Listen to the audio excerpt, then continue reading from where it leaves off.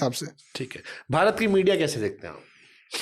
हम देखबे नहीं करते क्योंकि इनसे अगर हम नाम नहीं लेंगे, लेकिन बहुत सारे एंकरों का जिक्र कर देते हैं प्यार प्यार से। तो एंकर लोग का जिक्र कर देते हैं अलग बात, बट ये लोग क्या चला देंगे कुछ समझ में नहीं आ रहा है। देखे एंकर लोगों को पसंद करते हैं आप?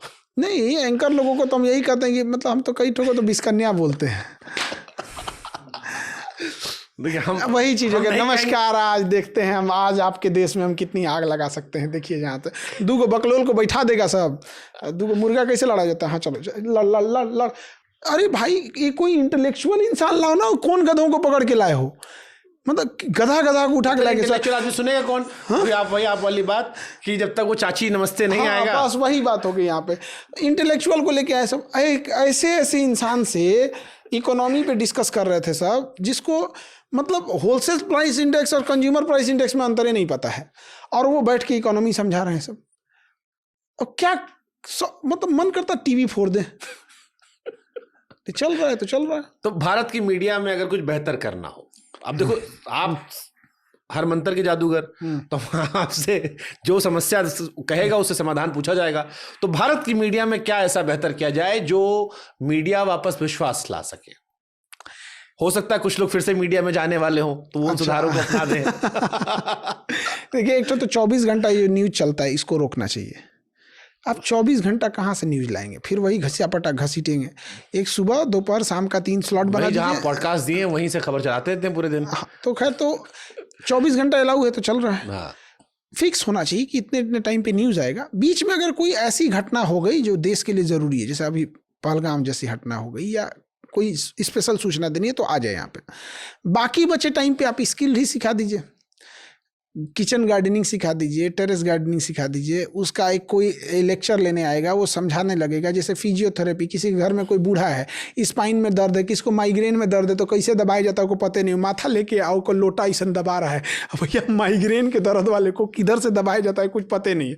बस देह में दर्द है तो दाब दे, वो ये बुझा रहा है चाप दे, इसको सब सही हो जाए। यहाँ पे किस बीमारी में कौन सा, जैसे अब किसी को किडनी फेल है या किडनी का प्रॉब्लम है, और उसको दबा के उसको प्रोटीन दे रहे हैं सब। भैया उसका क्रिएटिनिन बढ़ा हुआ है, उसको प्रोटीन नहीं चाहिए। तो जो बीच का टाइम है वो हम लोग घरों को चीजों में यूटिलाइज जानकारी के जैसे पहले होता था, किसानों के प्रोग्राम आते थे, ये आते थे, वो आते थे ये। और दूसरा क्या है ना कि सरकार के पास एक बहुत बड़ा हथकंडा होता है एडवर्टाइजमेंट देने का, कि आप हमारे खिलाफ चैनल चलाएंगे तो हम आपको एडवर्टाइजमेंट ही नहीं देंगे।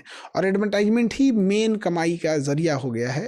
वो तो वही टीवी चैनल का तो मेन वही है यहाँ पे। तो एक इसका रेगुलेशन होना चाहिए कि गवर्नमेंट अगर एडवर्टाइजमेंट दे रही है तो सबको दे। और इसको रेगुलेट कौन करेगा? गवर्नमेंट।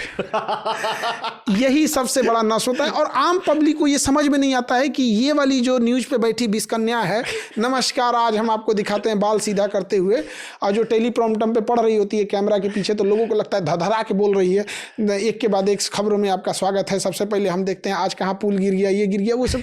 तो ये लोगों को नहीं समझ में आता। इसकी मजबूरी है, इसका मालिक का पेमेंट रुक जाएगा तो बोलेगा, वो करेगी। तो एक ये जरूरी होना चाहिए। विश पुरुष से कोई दिक्कत नहीं आपको, खाली विश करने आपको दिक्कत है।